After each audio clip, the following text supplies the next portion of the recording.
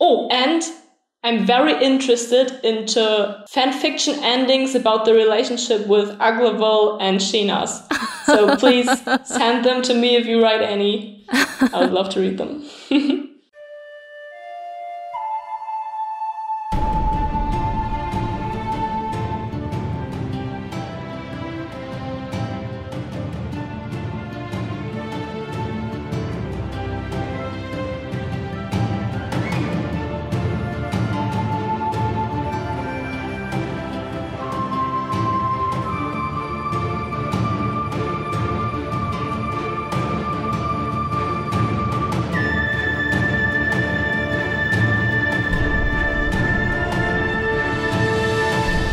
Welcome to Breakfast in Beauclair, a global Witcher podcast. My name is Alyssa from GoodMorhen, and I'll be your host as you, I, and our international hanza accompany Geralt of Rivia and his destiny, Cirilla of Cintra, across the continent.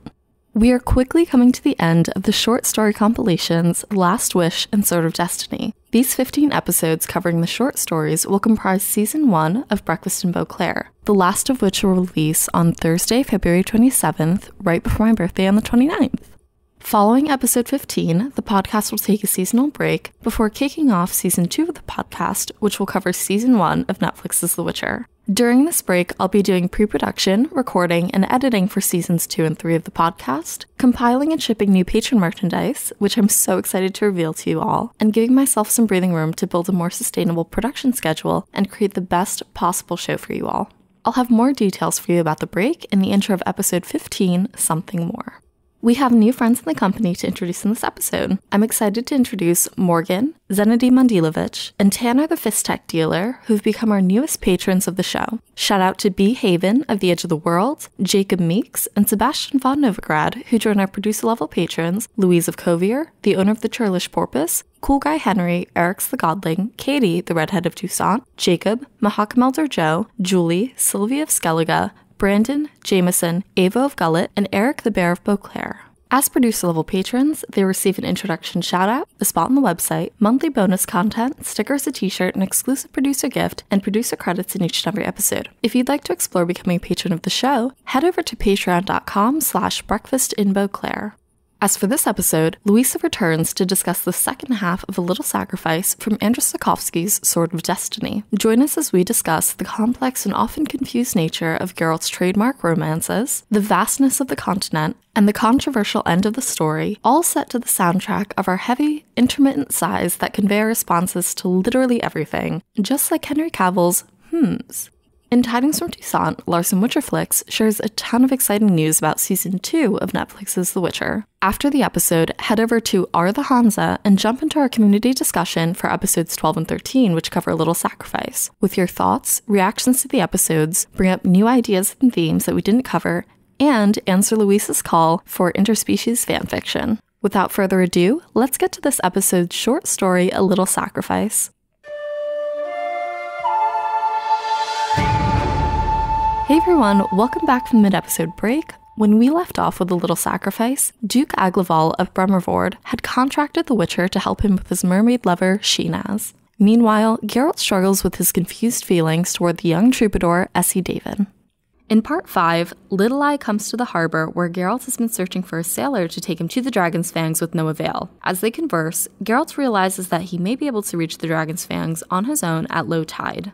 Shinas swims to the shore asking for Aglavol. Geralt speaks with her, and both the mermaid and Witcher are surprised when Essie can also speak the mermaid's language. Geralt takes the opportunity to ask Shinas what killed the pearl divers, and she angrily tells him not to pursue the threat, that the threat, quote, is not for you. Dun dun dun! That's so dramatic. That's so dramatic. We open with Little Eye coming to this harbor where Geralt is kind of on his own at this point. No sailor wants to take him out there because they're all terrified of whatever mysterious thing is happening. I think despite, our conversation of the last part and Geralt kind of having conflicting feelings about what to do with Essie, there is a note. Geralt unexpectedly found that the poet's company did not bother him at all. It was not wearisome or intrusive. Apart from that, he hoped that a common matter-of-fact conversation would erase the results of that stupid kiss on the terrace. The fact that Essie had come to the jetty filled him with the hope that she did not bear him a grudge. He was content. After this night, Geralt has also probably realized that it was maybe not a good idea to kiss her. Do you know this weird feeling when you did something stupid on a party and you see these people the day after and you're like, all right, yeah. It's like, young love. No, but he's so old and can be so... childish, yeah. So inept in like relationships and romance. And the fact that this 18-year-old woman, he is a little like flustered and regretful or embarrassed about his actions the previous night. He's so silly. Yeah. But I think it's also a cool characterization for Essie that she's not like making a fuss about it, or is not like holding a grudge or anything, that she's just like another day, another situation, and not mean or anything. Yeah, she's lovely. Another day, another awkward experience with someone who's super old but doesn't know how to handle himself in a relationship. That's fine.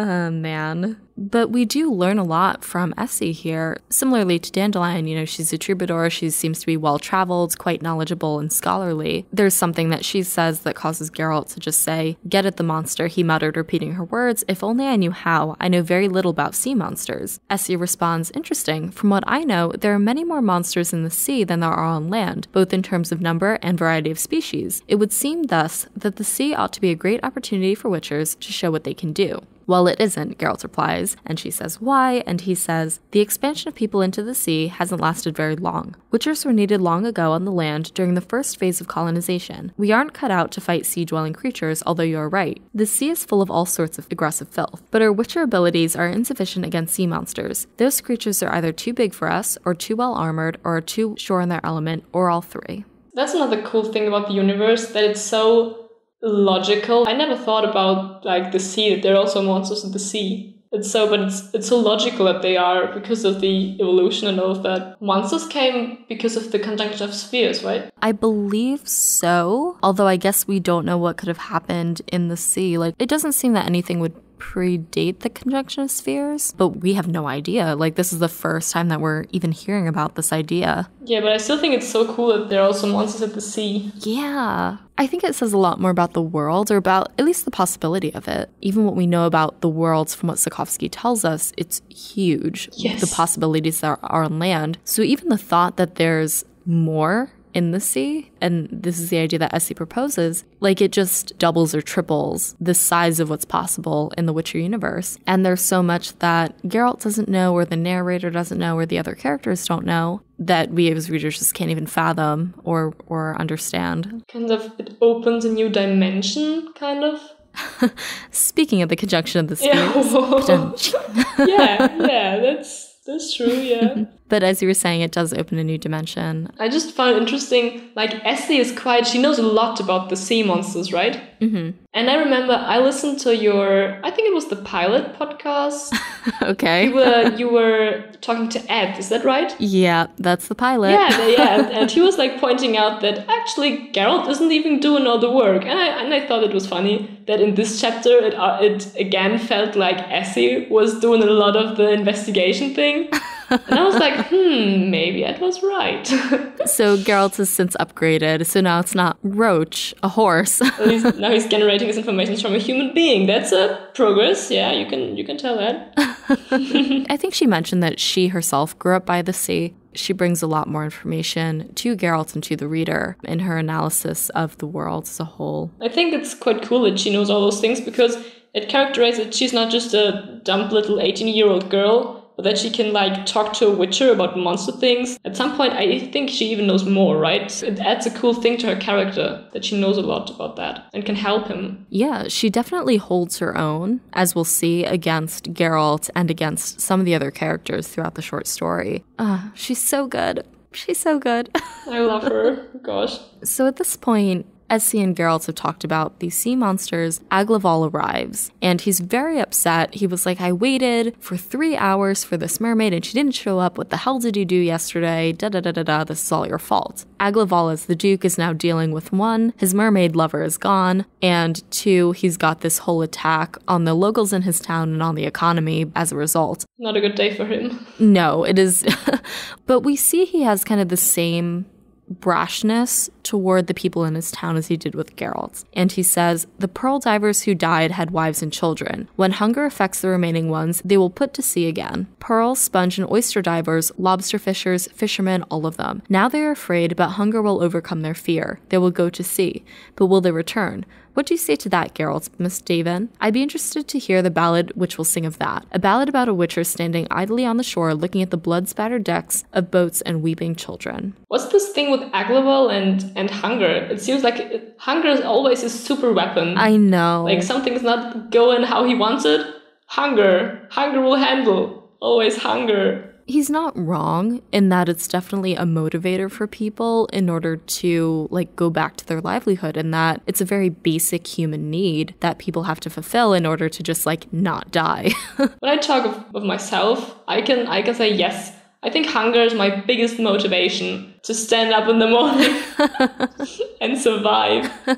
It's not very good juju that he's exploiting this, as you were kind of alluding to, that this is something that he's leveraging in order to get an outcome that he wants, either from the Witcher or from, the people in town. He's a ruler, right? Isn't the, responsibility of a ruler to prevent his people from hunger and stop them from, protect them from starving and all of that?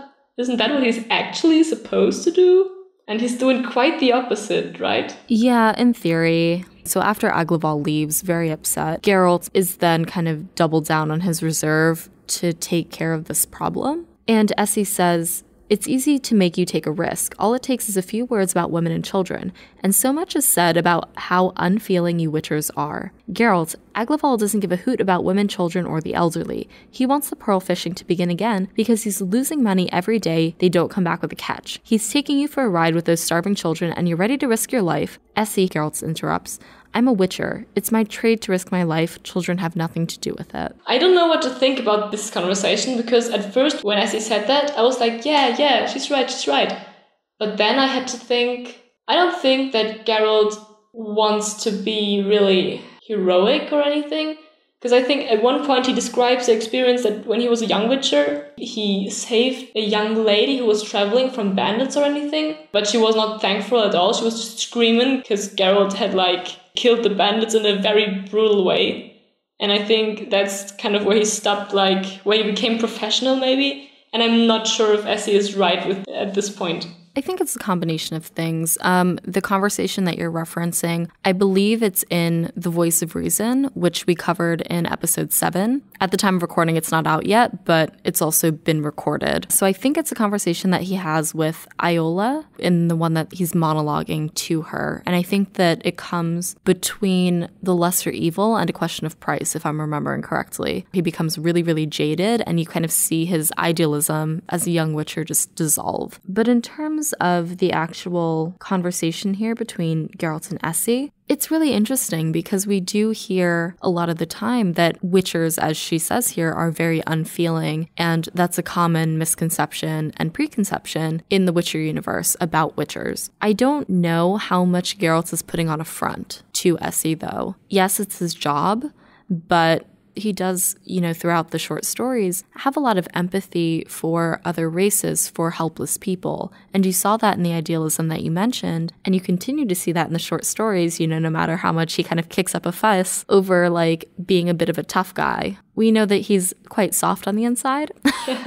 So she might not be completely wrong here in saying all of this. Yeah, you're probably right. It's probably a combination. While I read the books, I remember that many times Geralt, I think that he knows that he can't save the world. So he's not whenever someone is in danger, that he jumps up and runs there and tries to save everyone. Yeah, it's definitely a combination of both. So do you know this feeling when you know someone not that well, but you really like that person and you kind of think about them like you want them to be? Because sometimes I feel like Essie is making Geralt way more heroic. Yeah, how she wants. She's a poet, right? Maybe she has sometimes a bit bizarre picture of Geralt.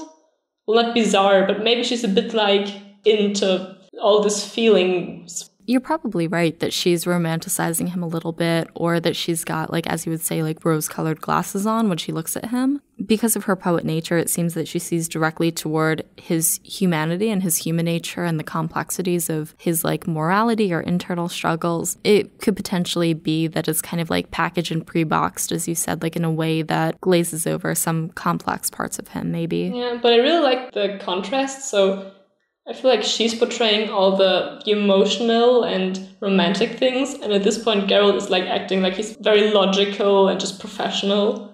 I think they kind of portray both two extremes, but actually it's somewhere in the middle probably. It's an interesting dynamic, and I wonder how much of it is their age, too, like, to talk about that again. She might be well-traveled, but I think she does say somewhere that she doesn't have as much experience with love, but she writes about it quite a lot, and I might be jumping ahead a bit. You know, she's very young. I don't think she's experienced love in such a profound way. Meanwhile, Geralt had superficial love or superficial exploits. He's also had, like, love which just completely shook him. The level of experience and the disparity of it might also contribute to how they view each other. Yeah, probably. The part continues, and Shinaz swims to the shore asking for Aglaval, and he's already left. They tell her this, and she was like, he couldn't even wait? What's 3 hours? Meanwhile, we already knew that he was angry about her not showing up after 3 hours. Geralt talks to her. It turns out that Essie Davin understands and can speak the Elder Speech much better than Geralt can. Well, that's not very hard, right? I think almost everyone can, except for Aglaval, maybe. So this is where we get a little bit more context that I alluded to earlier about the Elder Speech and the version that the mermaids use. So it says, the Witcher was no less astonished than the mermaid, although he might have guessed that the educated and well-read Essie would know the Elder Speech better than him. It was the language of the elves, a euphonous version of which was used by mermaids, sea witches, and nereids. It also ought to have been clear to him that the melodiousness and complicated intonation pattern of the mermaid's speech, which for him was a handicap, made it easier for Little Eye. At some point in this section, Shinaz tells Geralt that he and the poet would make a lovely couple, to which the Witcher responds, she's not my beloved, we barely know each other. Ouch. And this is where Essie cuts in and responds to the Witcher and to the mermaid in her speech, oh, it's this unfortunate event. The mermaid says, you guys would be a lovely couple. Is she your beloved? And Geralt says, she's not my beloved. We barely know each other. And they're speaking in a different language. And then Geralt essentially gets caught saying that because Essie knows it. And it just becomes such a sore point for both him and Essie. Ooh, it's like super awkward. It's super awkward. This whole kind of dialogue, I think, in my opinion, it started being awkward when Shinaz came and said that, like, you would be a lovely couple. I don't know. I really don't like it when people are, like, trying to ship someone in front of you.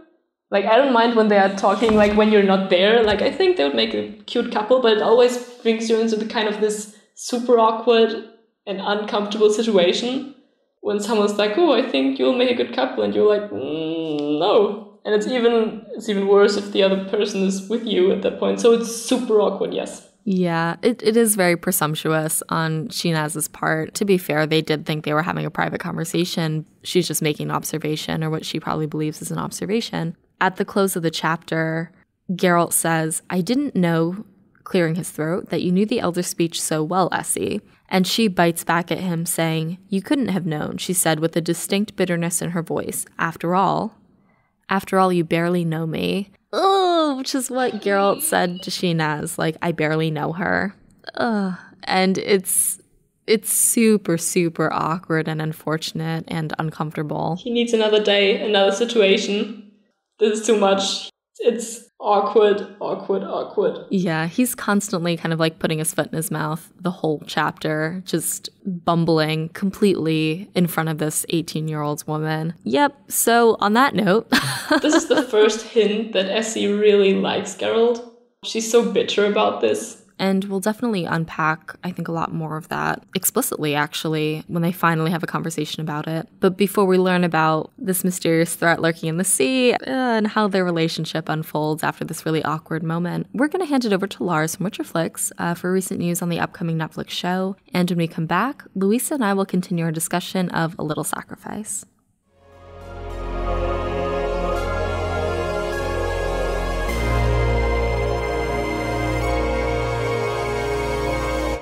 Hey, it's Lars from Witcherflix and this is Tidings from Toussaint.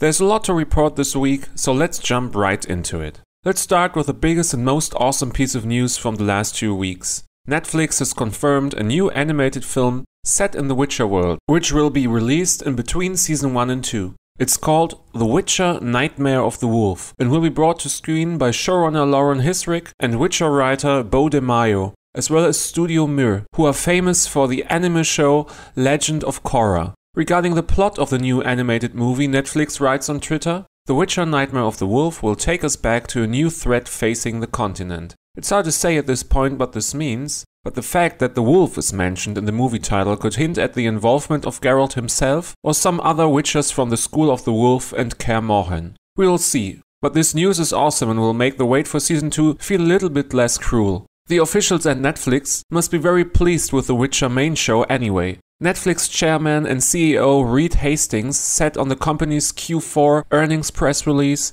the popularity of The Witcher ended the year on a high note of a massive new franchise that will develop season after season. If you ask me, this is more than only an indication that Netflix already has plans for The Witcher that go well beyond the already confirmed season 2. In several interviews, Lauren Hissrich also has talked about the future of The Witcher and what we can expect in season 2. In an interview with Vulture, she talked about the timelines of season 1 and what we can expect in season 2. She said, all 3 characters, Geralt, Ciri and Yennefer, are on the same timeline now. That's where we ended season 1. That's absolutely where we will pick up in season 2. The stories will be told in a much more linear fashion. They won't all be one story. It's not like all 3 are together and happy all the time, but I do want to employ some different ways to look at time series ride. I think there is a lot that we could fit into season 1. There are different short stories that I would love to highlight and focus on. We may end up doing those in the future, via flashback for instance. But no, we won't have things happening across 100 years at the same time anymore. In the Vulture interview, Lauren also talked about 2 removed scenes, which had to be cut from the show. We had a lovely scene in episode 103, where Yennefer, Fringilla and Sabrina all discussed how they felt about their transformations, and looking back, I wish we could have kept it. It was such a gorgeous example of female friendship, and it also would have served to ground Fringilla a bit more before she joined Nilfgaard. We also filmed a scene of Yen meeting a very young Triss, who just arrived at Aretusa. It served to show how far Yennefer had come in her years at Aretusa and created a sense of mentorship between these 2 sorceresses. Looking ahead at some stories unfolding in season 2, I wish we still had those scenes, but I'm proud of what we accomplished in the time we had.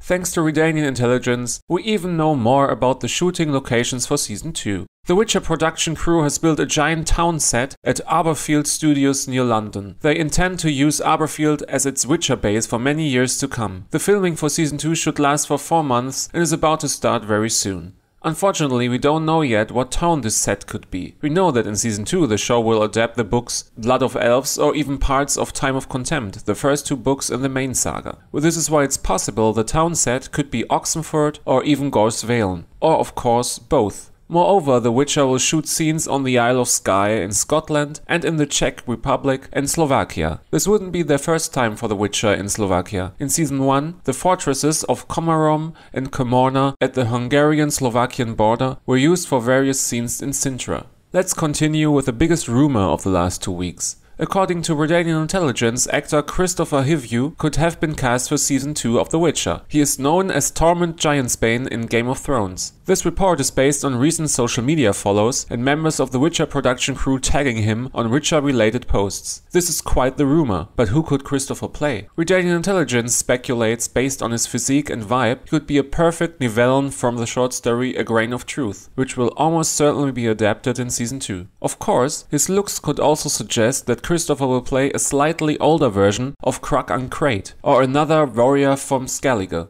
Redanian intelligence has also learned that another well-known actor has been auditioning for a role on The Witcher show. They found an audition tape on Vimeo of Hobbit and Outlander actor Graham McTavish auditioning for Sigismund Dijkstra, the Redanian spy master. In his audition script, Graham McTavish talks as a character named David, which is definitely a codename for Dijkstra, having a conversation with King Vizimir of Redania. In other news, the show has added 2 new directors for season 2. The first one is Edward Bazalgette, an experienced director who has worked on shows such as The Last Kingdom, Doctor Who, or Versailles. The second director is Sarah O'Gorman, known for working on British TV shows like No Offense, Death in Paradise, and Jamestown. And last but not least, on January 24th, the official soundtrack for the show was finally released. It was written by Sonia Belousova and Gianna Ostinelli, consists of 55 tracks, and is more than 3 hours long. If you haven't already, make sure to give it a listen. It's available on all the important music streaming sites, and it's simply awesome.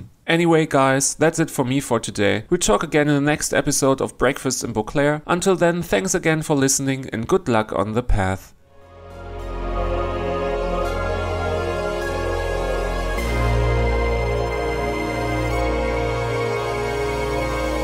Hey everyone, welcome back from the break. I'm here with Luisa discussing A Little Sacrifice from Andrzej Sapkowski's Sword of Destiny. When we left off, Geralt and Dandelion had come to Bremavord, a town near the sea, where the local Duke Aglaval had contracted the Witcher to help him communicate with his mermaid lover, Shinaz. It's discovered that the locals have a mysterious imminent threat in the sea, which Geralt is now tasked with eliminating. Meanwhile, through Dandelion, Geralt's met another troubadour, Essie Davin, and the pair are innately drawn toward each other.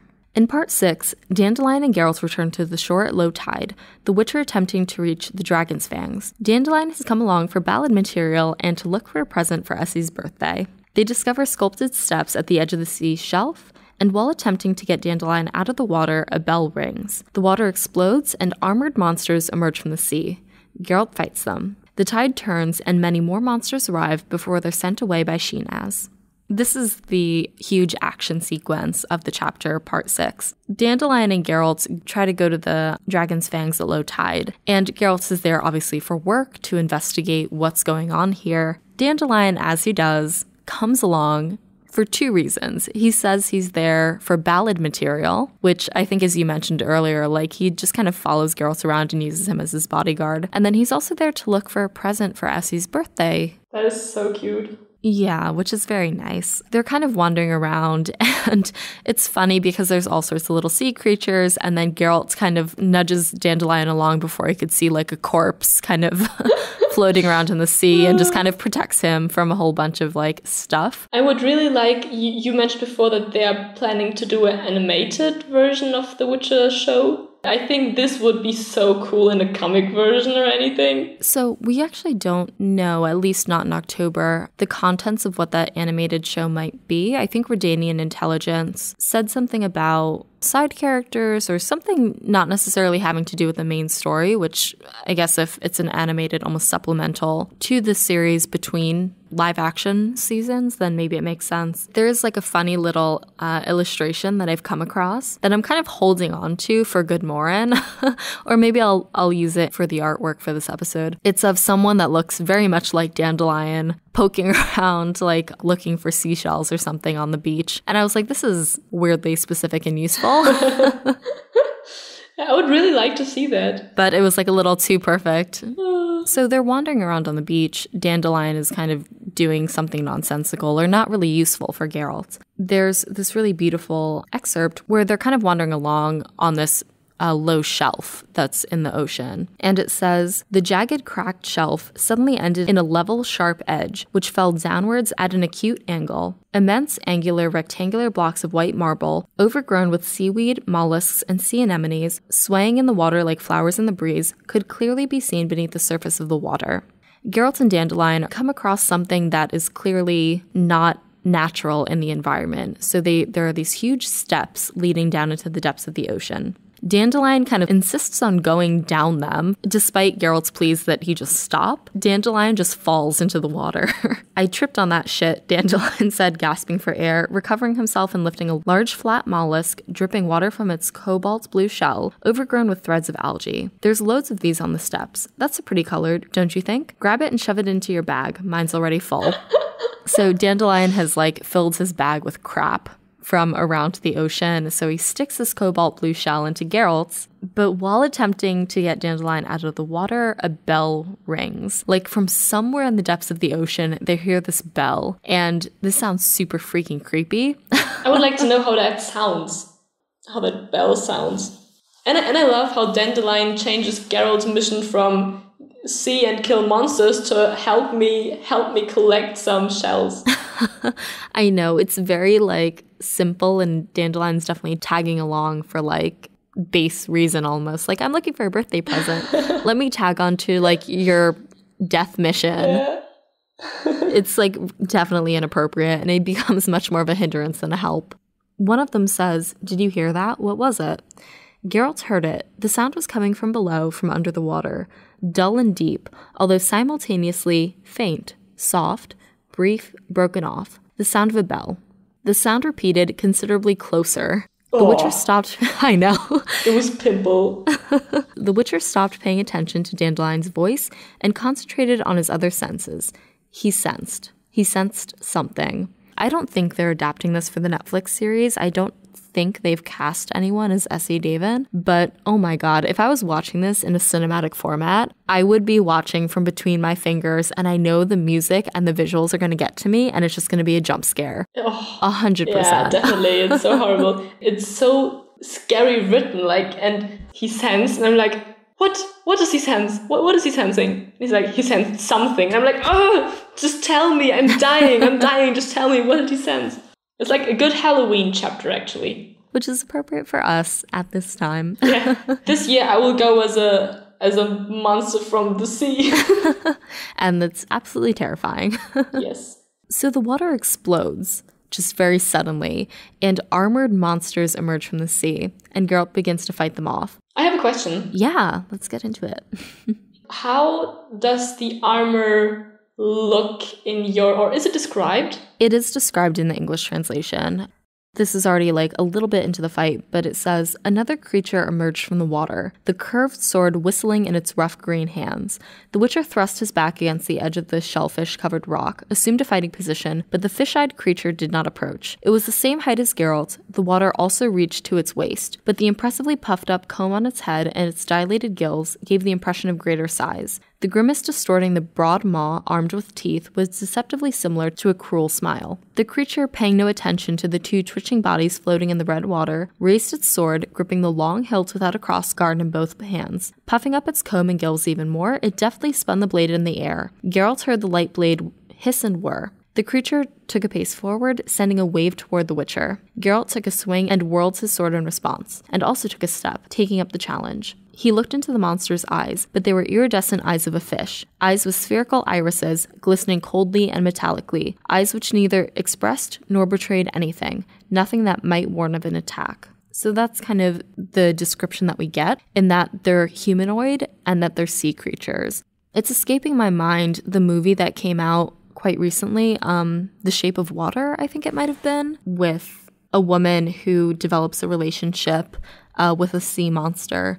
So Sally Hawkins plays Eliza, and then Doug Jones plays that sea monster. How he looks in The Shape of Water is how I kind of imagine these monsters looking. Oh, wait, let me Google it. The shape of the water? The Shape of Water, yeah. It came out, I think last year, maybe 2 years ago. No, it came out in 2017, so 2 years ago, yeah. All right, yeah. Ooh, that's not, wow. Ooh. It's a bit like a Drowner. A little bit, yeah. But this is like a romance movie. It's like an interspecies romance. Wow. All right. It's actually quite beautiful. Wow. I will watch that. At first, when I heard that there were sea monsters wearing armor, I was a bit frustrated because I always like when it's logical, you know. At first, when I heard armor, I thought like armor that a knight would wear. We all know how that armor is done, right? You have to like forge hot steel or anything, and that's just not possible underwater. And so I thought, but I think it's more like made of shell, right? So it's more natural. Yeah, I think so. But I think that they are made of materials that would make sense, although I think the sword itself might be metal. So it mentions, it was wearing a bizarre helmet and something resembling a suit of armor made of tarnished copper. There is still metal working here. Is that even possible underwater? I'm not sure. Maybe it's also found material just like things that could be in the sea. Or maybe there is some way of like metal working underwater. So whoever listens to this and knows that, please tell me.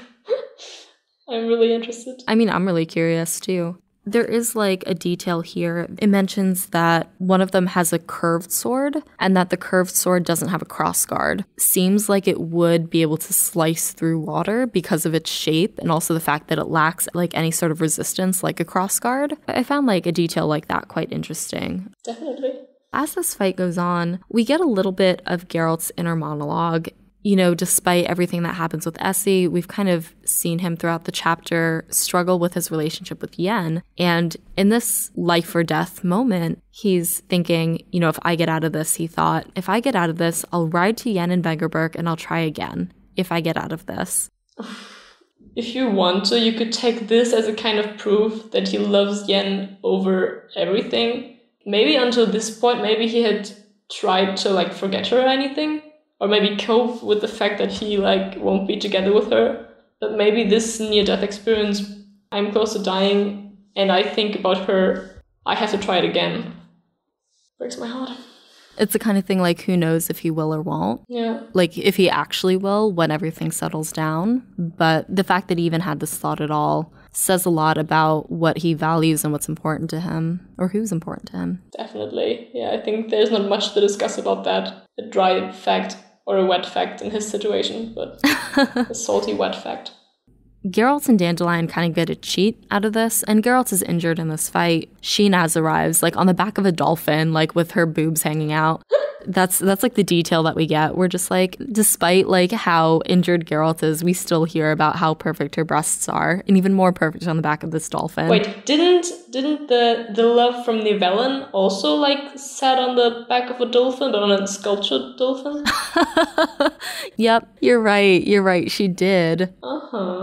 Wasn't she also naked or anything? She had a white dress on. Ah, yeah, right. She was like super creepy, yeah. I prefer Sheena's on the dolphin, definitely. For sure. She sings to Geralt, like, I've held them back, and then sounds a conch. But not for long. Flee and return here no more, white hair. The sea is not for you. And he shouts back, I know, thank you, Sheenaz. By just grace and plot. They get out of the situation thanks to Sheenaz. Saving in the last second.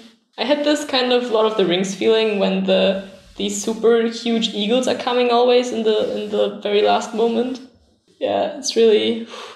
What I really like about that is that Geralt is not escaping this because of his good fighting skills or anything. I think it makes those creatures more interesting that you can't really fight them. Geralt is an incredibly good fighter, and he can't defeat them.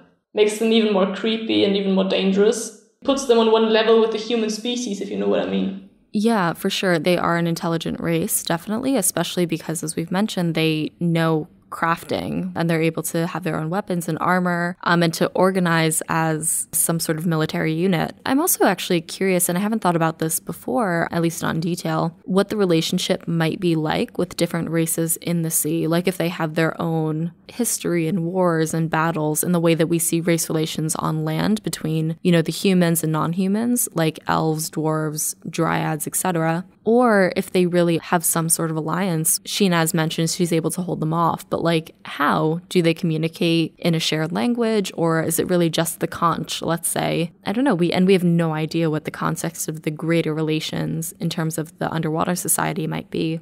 That's just what I am thinking about right now. It's really interesting. And I like that Sapkowski's not covering everything, so that you can still like make something up by your own. I think that's quite cool.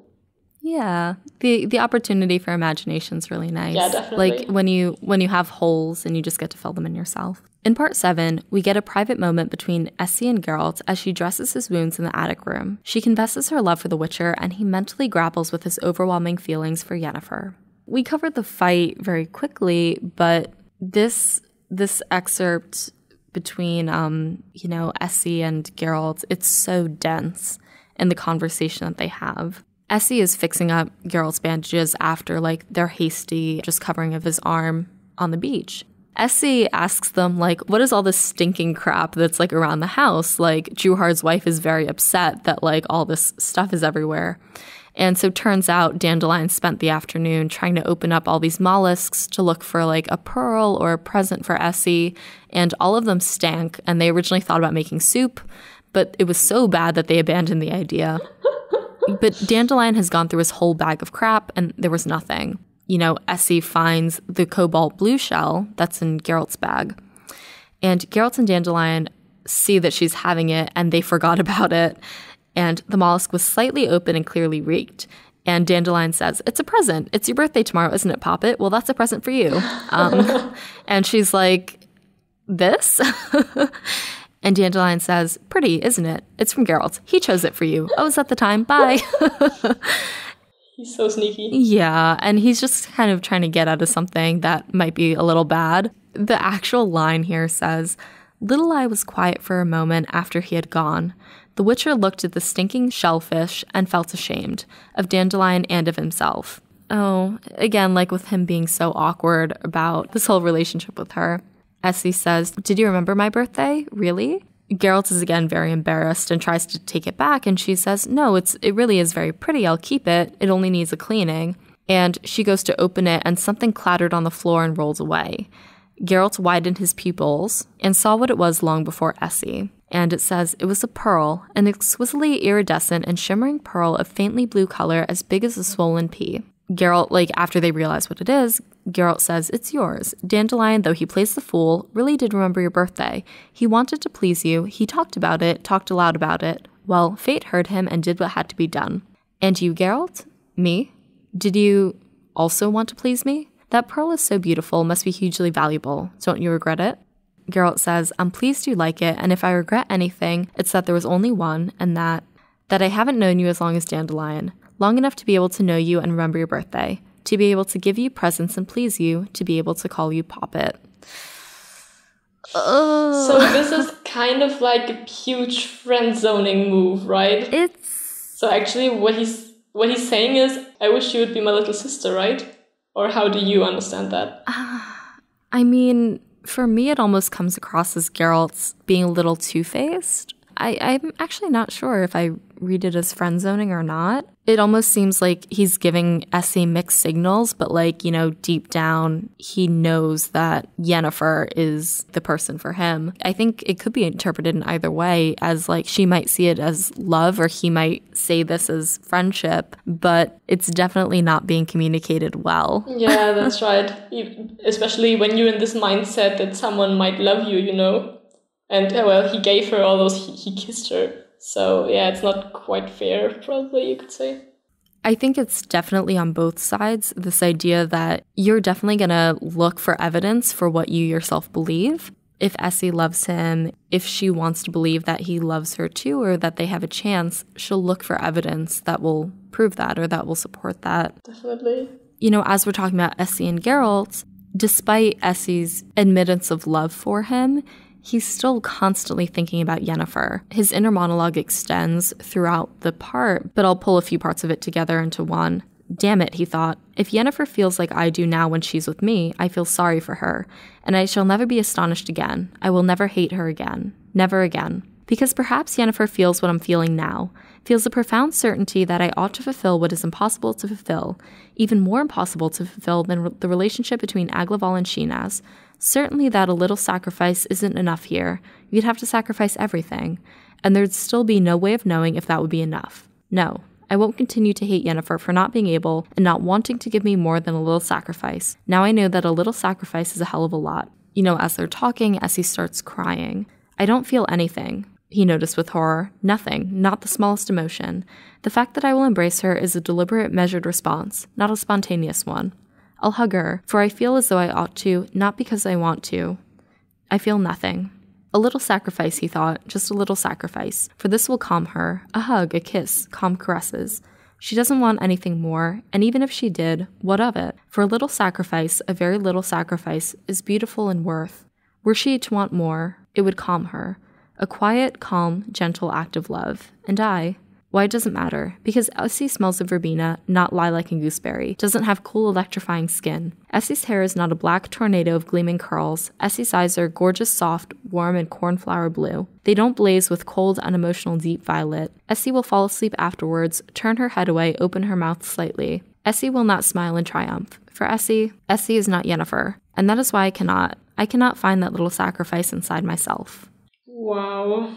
I'm not sure if my interpretation is right, but well, on one hand, he does not want to be disappointing to her. He does not want her to be sad because of him. But on the other hand, he knows that he can't act against his feelings, that it's impossible to like give love to someone if it feels untrue to you, if you know what I mean, right? Yeah. I can't wait until we get to the next chapter because that confuses me completely. I think the challenging thing here is that he's almost martyring himself. Martyring? What is martyring? Martyring is to like sacrifice yourself for a religious cause. Ah, yeah, I know it, yeah. I'm using the word slightly differently here, but it's like, it's not quite victimizing himself. He's saying, he's like, can I do what's necessary? What might be asked of me if I need to? Can I do it? No, I can't. Why? Because, emotionally it wouldn't be, authentic or true to how I feel. But, what does it matter? It's just a little act from me that'll benefit her a lot. Should I just do it? I can't. So he's going back and forth. So it would be a martyrdom if he would do those things to her, right? Without loving her. Yeah. For me, it's like this idea of like a little sacrifice is very interesting, like especially in the context of relationships. And this theme, came up in the very beginning with Shinaz telling Geralt that like, you need a little sacrifice in order to make a relationship work. That's something that I personally would agree with, like in that relationships are work between people. And then you see a very different interpretation of this theme of a little sacrifice here, where it's not just about making a relationship work. It's about like, what service can I provide to someone right now? Or how much can I give of myself in order to do something that might benefit others or benefit the world at large? And that's, I think, a question that we should be asking ourselves, like one of an understanding of like how can we be of service to others, but also where do our boundaries lie? But you were going to say something else. Yeah, I was thinking a bit closer about the word sacrifice. Yeah. So sacrificing is always a bit like giving something up. And I think that the most important thing is that it's important to make sacrifices, but you have to know like how much you can sacrifice without sacrificing yourself. Yeah. All right. Yeah, so you agree with me that the thing we get to know about Geralt is that he can't act against his feelings because he does not love her. He can't like give her what she would like to have from him, because then he would act against his feelings and he would act against himself.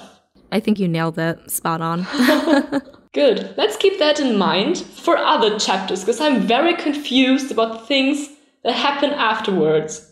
Interesting. Okay. Yeah. At the end of this section, we've seen that there was a pearl that came out of that blue shell.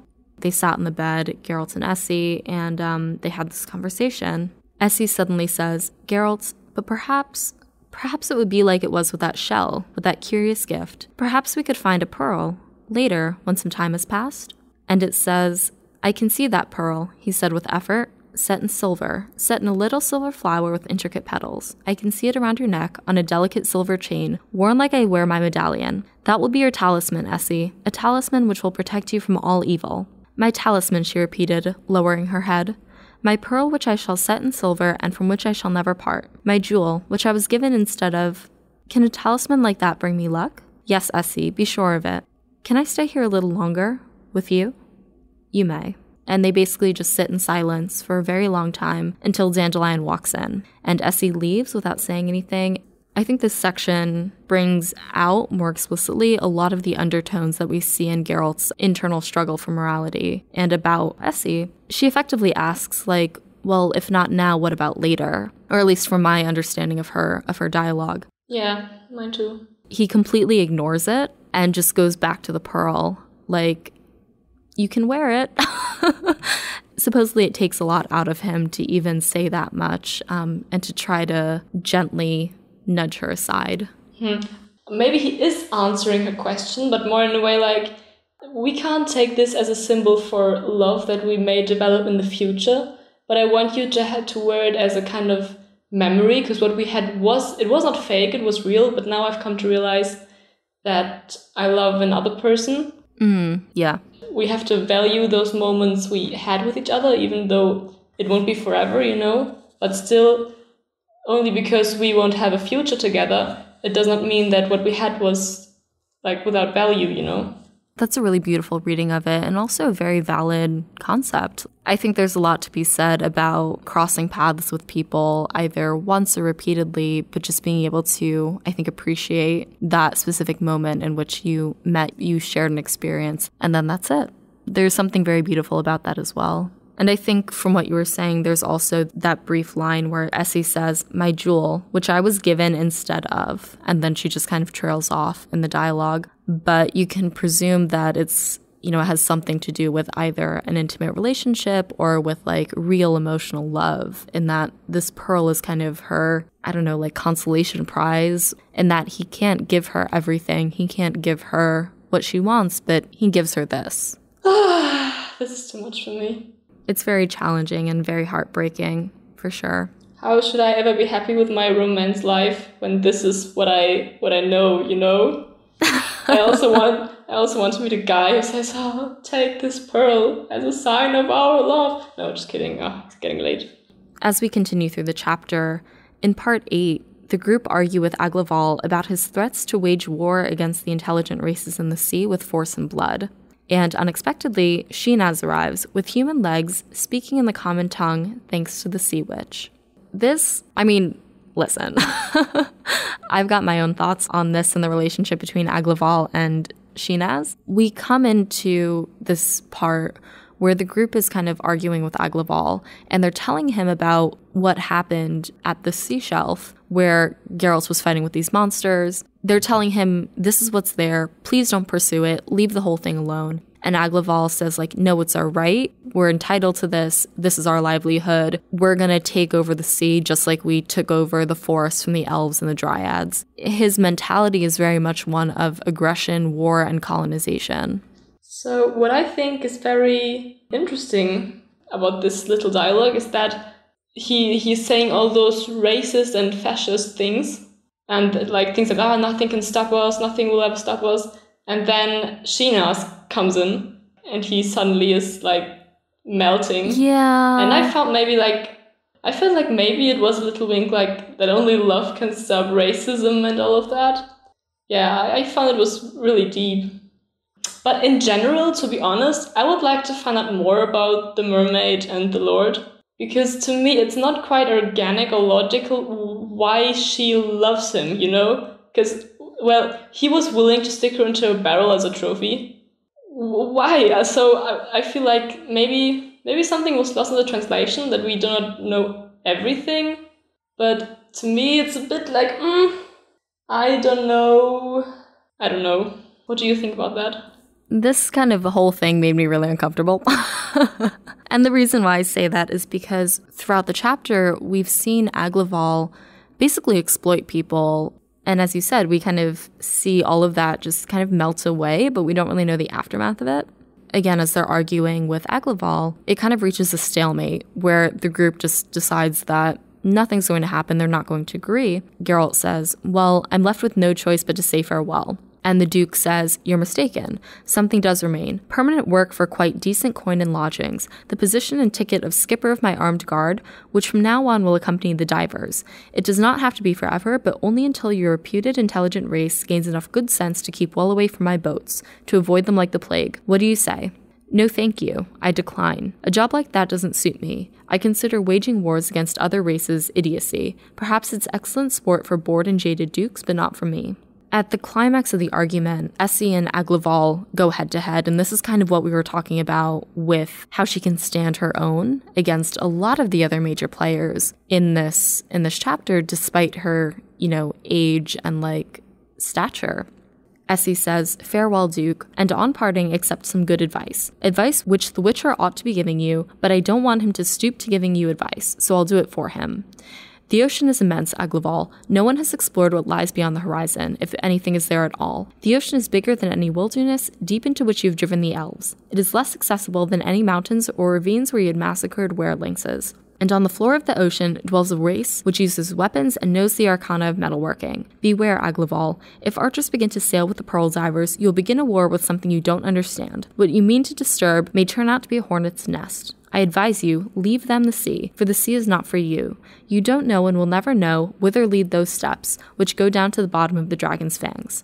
And Aglaval responds calmly, it notes, "You are mistaken, Miss Stephen. We shall learn whither lead those steps. Further, we shall descend those steps. We shall find out what is on that side of the ocean, if there's anything at all, and we shall draw from the ocean everything we can. And if not we, then our grandsons will do it, or our grandsons' grandsons. It's just a matter of time. Yes, we shall do it, though the ocean will run red with blood. And you know, Essie, a wise Essie who writes the chronicles of humanity in your ballads. Life is not a ballad, oh poor little gorgeous-eyed poet lost among her fine words. Life is a battle. And we were taught that struggle by these witchers, whose worth is greater than ours. It was they who showed us the way, who paved the way for us. They strewed the path with the corpses of those who stood in the way of humans and defended that world from us. We, Essie, are only continuing that battle. It is we, not your ballads, who create the chronicles of humanity, and we no longer need witchers, and now nothing will stop us. Nothing." Essie replies, "Nothing, Aglaval?" And he says, "Nothing, Essie," and the poet smiles. And this is when, as you said, Shinaz arrives. I mean, it's very nice, but it's also a little weird. But so it says, "A sudden noise, shouts, and stamping came from the anterooms. Pages and guards rushed into the chamber. They knelt or bowed by the door in 2 rows. Shinaz stood in the doorway." Shinaz, Aglaval groaned, moving toward her on his knees. "My love, my beloved, my only, and so at last, Shinaz." With a graceful movement, the mermaid proffered her hand to be kissed. "Indeed, because I love you too, you loon. And what kind of love would it be if the ones you love were not capable of a little sacrifice?"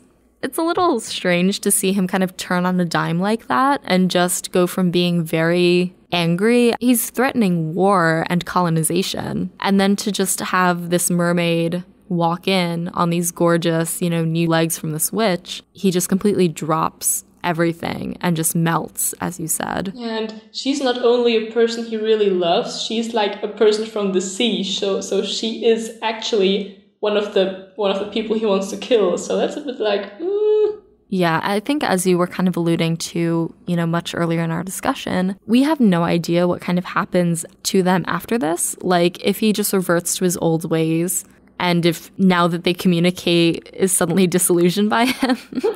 Like, we have no idea. Or maybe it's the kind of thing where because they're from 2 different worlds, they're able to live in harmony because of their ability to communicate with others. And that it just thrives because you now have a couple that's in power that happens to bridge the gap between both worlds. We don't know. Yeah, this is how I interpreted it. That's like... Yeah, as you said, I think I have nothing to add to that anymore. You nailed it. Much details left open to the reader.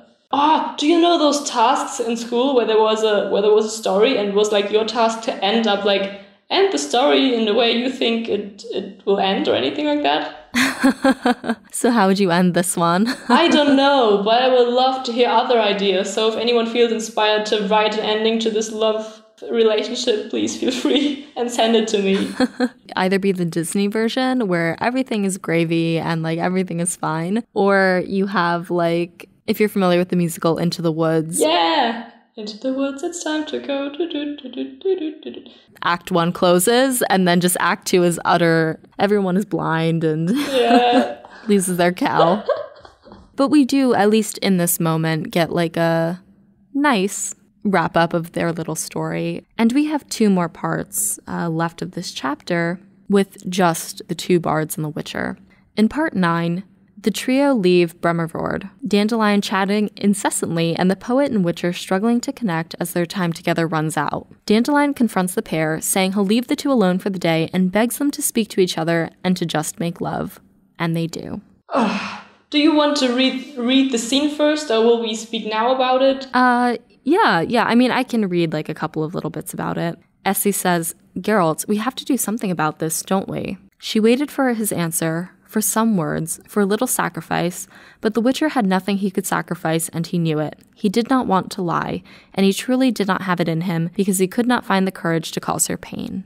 So that's one little excerpt, and again, it goes back to the struggle that Geralt has been having this whole chapter of what is he capable of giving her. And then Dandelion comes in, as he does, and he says, "Of course you have to do something about it. It's high time. I have no wish to watch what is going on between you any longer.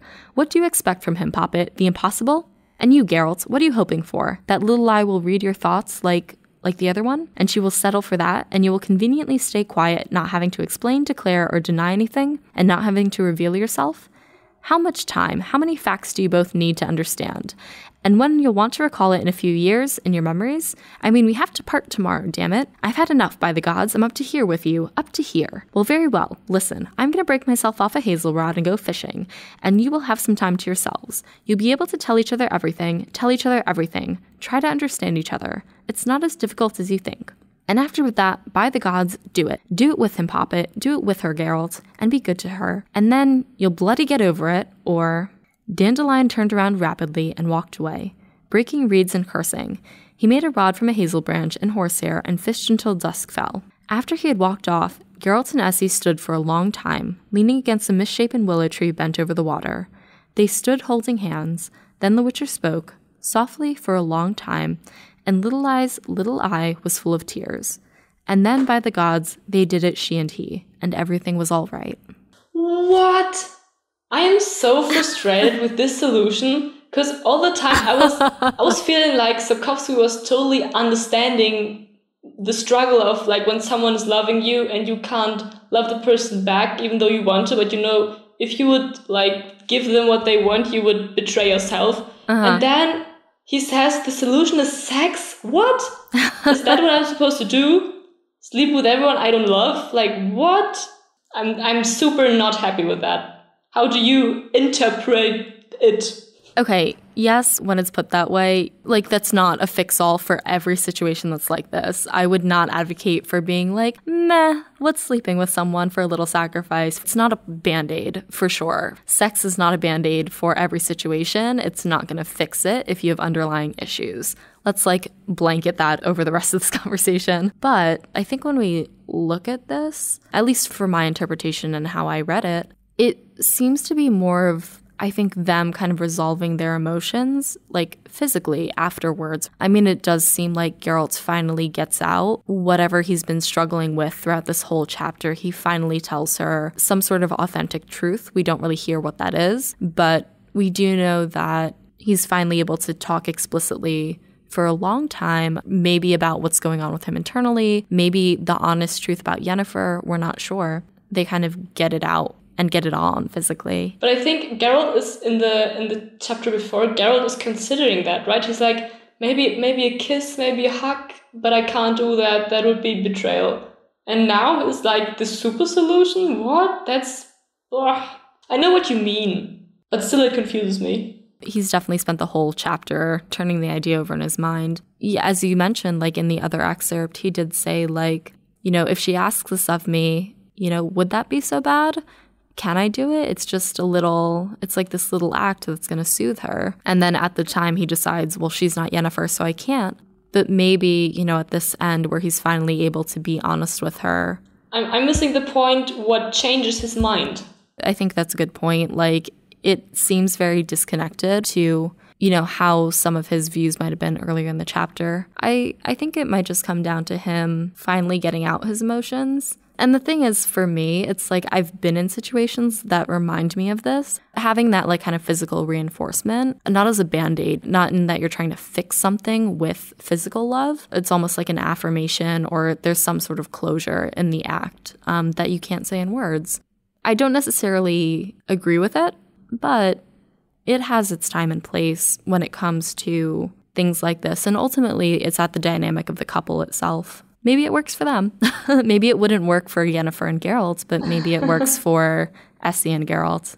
Maybe they know that their time has come to an end, that they will part. Maybe they want to give it a valuing ending or anything like that. I don't know. Okay, yeah, I know what you mean. Yeah, in that way it makes sense. Yeah, like I can empathize with it, at least. In a very sad, heartbreaking way. I feel like there's a lot in both of us being like, Yeah, it's like... It's very like melancholy and very heavy stuff. After all of this, in part 10, the trio make dinner and then camp on their last night together. The excerpt here, it's very beautiful. At least in the English translation, it's probably even better in other translations. But it says, it was a ceremonial supper, for they were going to part in the morning. In the morning, each of them was going to go their own way in search of something they already had, but did not know they had it. They could not even imagine it. They could not imagine where the roads they were meant to set off on the next morning would lead, each of them traveling separately. This Just the phrasing of this, I'm not going to give any spoilers, but there's some very interesting things, if you're familiar with the books and with Sapkowski's writing, that you can just pull directly from this excerpt. So it's a really exciting thing to set us up for, even though when you're reading it on your first read, it doesn't really seem like quite a lot. There's this huge excerpt that follows. Honestly, I'm probably just going to have to read it, but it's the whole end of the section and of the chapter as a whole, and it's incredibly, incredibly beautiful, and other things, as we'll see. So after they eat, then Little Eye, smelling of verbena, lay down beside him, squeezed in under his arm, wriggled her head into his chest, sighed maybe once or twice, and fell peacefully asleep. The Witcher fell asleep much, much later.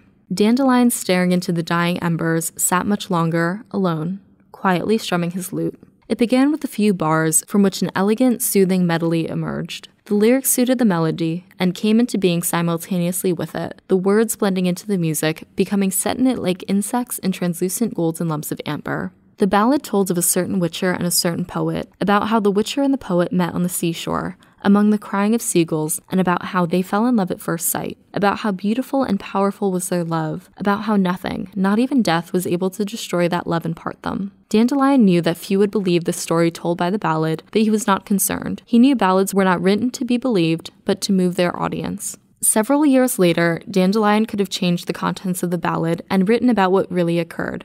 He did not, for the true story would not have moved anyone who would have ever wanted to hear that the Witcher and Little Eye parted and never ever saw each other again, about how 4 years later, Little Eye died of the smallpox during an epidemic raging in Vizima, about how he, Dandelion, had carried her out on his arms between corpses being cremated on funeral pyres and had buried her far from the city in the forest, alone and peaceful, and, as she had asked, buried two things with her, her lute and her sky-blue pearl, the pearl from which she was never parted. No. Dandelion stuck with his first version, and he never sang it, never, to no one. Right before the dawn, while it was still dark, a hungry, vicious werewolf crept up to their camp, but saw that it was Dandelion, so he listened for a moment and then went on his way.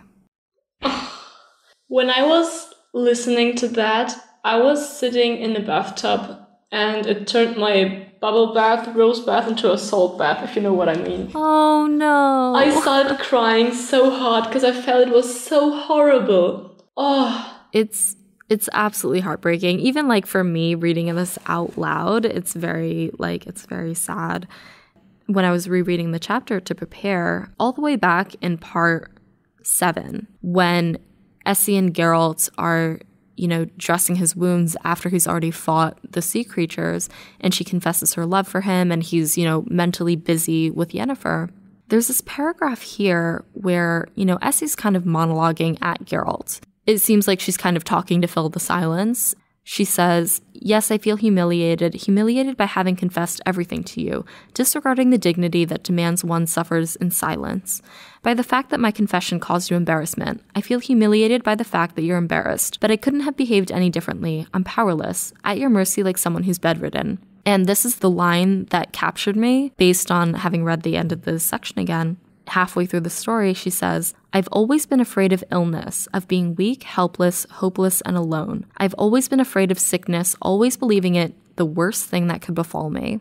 And in part 7, she's specifically talking about this in that love is like a weakness and love is like an illness, that she's completely powerless against the overwhelming emotion and love that she's feeling for Geralt. But when you reread the chapter and you hear this line from her, and you learn her fate, that's how she died, was helpless, sick, alone. It's incredibly heartbreaking. Yeah, it makes it even more horrible. And it is very horrible and cruel at itself. It reminded me a bit of, I had this kind of shock Game of Thrones moment where suddenly characters I hold really dear were dying, kind of like suddenly. I had to argue with a friend of mine. He felt like it was a bit tacked on at the end, and he found it unnecessary horrible, and it frustrated him reader-wise because he felt like so far it was all about like valuing those little moments. He felt like it would have been enough if Sapkowski had only said maybe that they parted and never saw each other again, or that she married someone else and named her child Geralt or anything. Do you think it was necessary to make this ending so extreme? Or do you think it would also have worked if it wasn't that? I do like the way that this ends, as heartbreaking as it is. Is it, let's say, necessary? No. I think especially in the context of Dandelion's framing of the story at the very end, specifically the lines about, like, several years later, Dandelion could have changed the contents, but he didn't. Dandelion stuck with his first version, and he never sang it to anybody. I feel like there's a lot, not just between Geralt and Essie's death, but for Dandelion, who's really the connection between the two of them. I do find this incredibly beautiful and poetic, how this chapter closed out. But yeah, I still think it's absolutely heartbreaking. Yeah, I'm with you there, because I really like how it ended as well. Maybe it sounds a little weird, but I really like to suffer with fictional characters. Okay. Maybe because there's not enough drama in my life or anything, but I really enjoy it. Well, obviously I don't enjoy it, but I feel like it's a good kind of sadness. I like to suffer what they suffer in that situation. It made my heart break, but at the same time, it felt... I don't know, it's hard to describe, but I really see what you mean with Dandelion. There are not many serious things going on with Dandelion, right? It adds another level to this character to know that he's also carrying his package. Is that a saying in English? It's a saying in Germany that's like that everyone has to cope with their problems. In English, there's phrases like everyone has their own cross to bear, which exactly. is very religious. Yeah. It makes Dandelion a bit more... Yeah, he's not just a happy little... the sidekick of Geralt. He's also coping with his own problems, even though you never really get to know more about that, probably. Maybe that's a good explanation. Because if it only would have been sad, it wouldn't have affected Dandelion in any way. Or the readers, even. I mean, when you see people around the internet, on social and stuff, talking about Essie Davin on the internet, you'll see people like, and then like broken heart emoji, tears. It was very unexpected. I think as you had kind of alluded to already, you go through this whole story, you learn about this woman who's absolutely incredible and is a nice foil to Geralt, and then she dies. And then this is the last that we hear of her throughout the saga, unfortunately. Yeah. Her chapter here is just so beautiful and so powerful. I don't know, Essie was not a character I expected to die, because she was so vital and happy and like just alive, you know? It's very authentic in this world, because of course there's illness, there's sickness, and just because you're the friend of the main character, you don't get to live forever. Yeah. And I think the logic world dominates at this point. And I like that about that. Yeah, very unexpected. This is, in my opinion, one of the most beautiful short stories that exists. And we get so many wonderful ones. This is definitely one of the ones that is consistently people's favorites because it's so powerful and so beautiful in its message and in its language. Definitely. I was emotionally very attached. And I also liked, so I felt like the whole chapter was very fairy tale-ish and very magical. Maybe even a bit too magical, and all of a sudden, on the last page, everything is taken away from you. Like all of this fairy tale-ish beautifulness. It kind of brought me back to reality. I know. Even just sitting here talking about it, I like my heart has just like found its way to my stomach, and I just like Yeah. It's sad we have to that this is the last chapter we discuss. It's a bit like There's a lot of like incredibly beautiful like moments and characters more to come. And I think Essie is just like a precursor for so much more that I think we have to discover in the saga and in the last two short stories, which is really exciting. And what we've learned from what I think the moral is also that it's not important how long you live together or anything. You don't have to live forever. You just have to value those little moments.